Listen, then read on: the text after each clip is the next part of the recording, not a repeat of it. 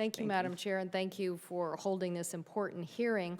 I guess my questions are a little bit broader than just the subject at hand, although I certainly appreciate everyone's testimony this morning and the policy issues that are at discussion. But I have a broader question about authentication and integrity, because that, to me, is the issue that we're dealing with at the broadest level. And the new DNS security system and the implementation of that security system seems to me to be a pretty big priority if we want to continue to protect and identify authentication in ways that will help the Internet continue to be the robust vehicle that it is. Yet some of our colleagues over on the, it's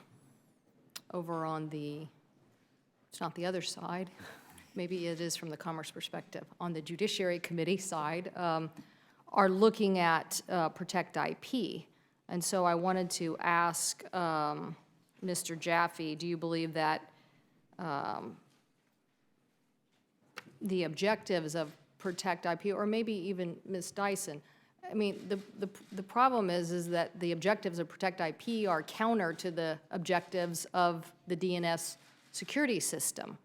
And it seems to me, if we're always playing whack-a-mole at trying to find out who's doing what, that then if you have more domain names, you're going to be playing whack-a-mole even more greatly. And the objective here should be enforcing the security and implementation. Is that right, Ms. Dyson? Do I have that right, or?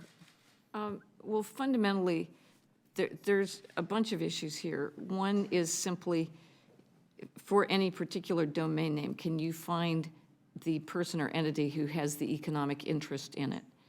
And if the records are not kept properly, and in many cases they're not, and there's no reason to suspect they'd be kept better, and a lot of reasons to suspect they'd be kept worse if the system got enlarged, you can't find that person, whether it's a question of fraud and misrepresentation or IP stuff or pedophiles or whatever.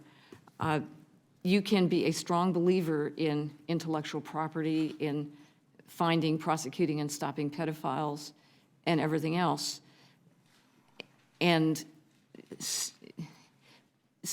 support this, but the point of, these are just orthogonal issues.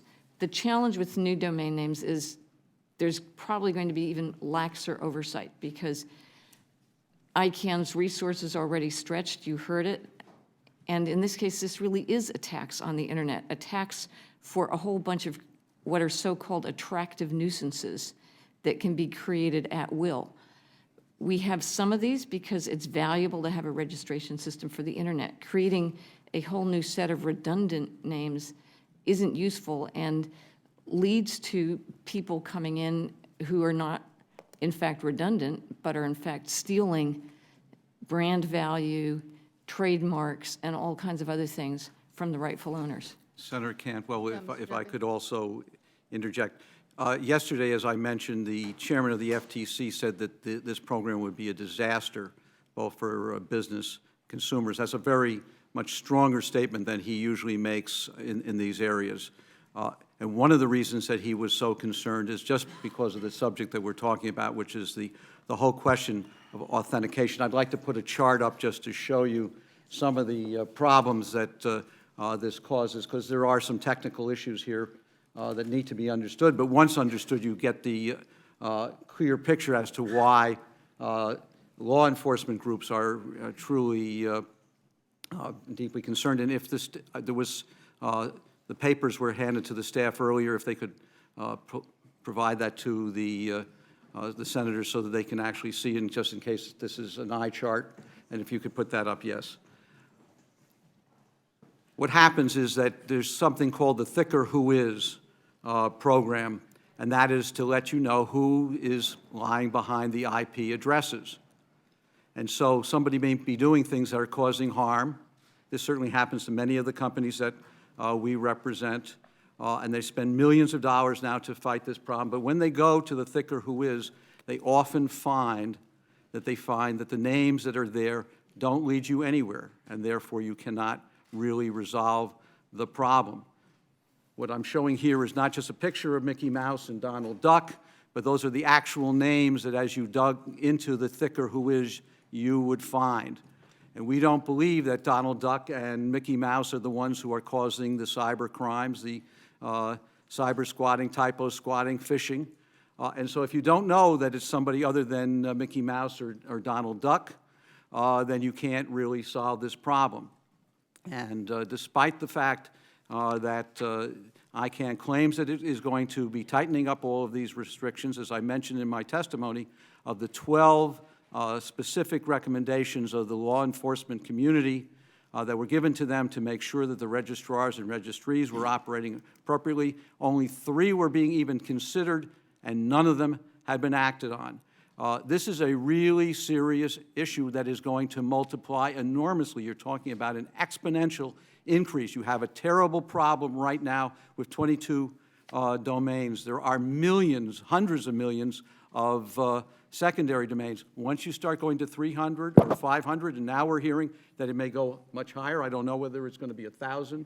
But whatever that number is, it is an extraordinary increase. If they can't take care of it under the existing situation, why would anybody be able to think that they would? And this is putting an enormous cost on the business community, on the not-for-profit community, and at a terrible time in our economy where this money should be better used for jobs. That's why we are saying that there should be a pause, that there is not a consensus. They are supposed to, under the affirmation of commitments, to have a consensus of agreement. If so many people in the business community feel so strongly, if the not-for-profit community feels so strongly, if the FTC and other law enforcement groups all feel so strongly, where is this consensus? Who is it is calling for this? There is nothing sacrosanct about this January 12th date. We should not leap out at this time in the economy situation to take this kind of experiment with no reason to believe. Their own economists say that the benefits are speculative, but I can tell you from talking to hundreds of our members, that they're saying that there's no value here for them. So their billions of dollars are going to be spent, and it's not going to be providing a use for the economy. Thank you, Mr. Jaffe. I know my time has expired, Mr. Jaffrey's time on that question, but I hope that we do make this issue of authentication and the DNS security the #1 priority here, because that is what's really the integrity of the internet we need to continue to protect. And so I do look at it in the lens that you just described. So thank you, Madam Chair.